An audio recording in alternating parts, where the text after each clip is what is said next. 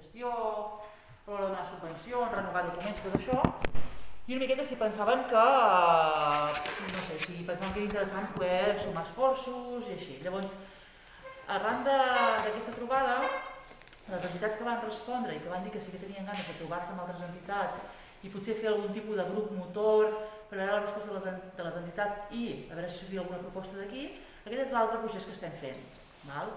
Llavors, hem fet dues trobades, tant per aquest costat com per aquest hem fet dues trobades, perquè aprofitem normalment el mateix dia que l'Albert convoca, diguéssim, doncs la Sandra i jo també aprofitem per convocar una estoneta abans. Aprofiteu el temps. Sí, aprofitem sí.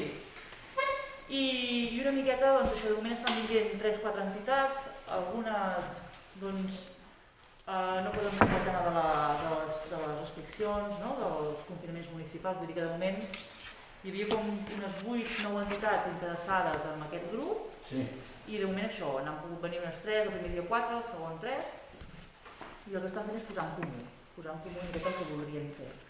Llavors el que diuen és això, poder-se conèixer, sumar, fer activitats conjuntes, aglutinar suport, una mica en aquesta.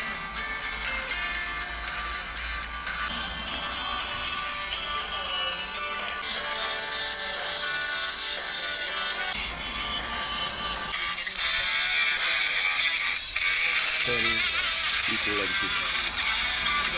Per relacionar-se i les comercials també.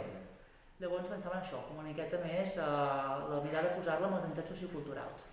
I pensar a veure si, o sigui, el primer era veure una miqueta, trucar a les diferents entitats per veure si tenien ganes de sumar-s'hi o si pensaven que podia ser interessant fer un procés conjunt, crear algun tipus d'organisme i estaven aquí. O sigui, és una cosa que és ben bé de les entitats, nosaltres estem com un suport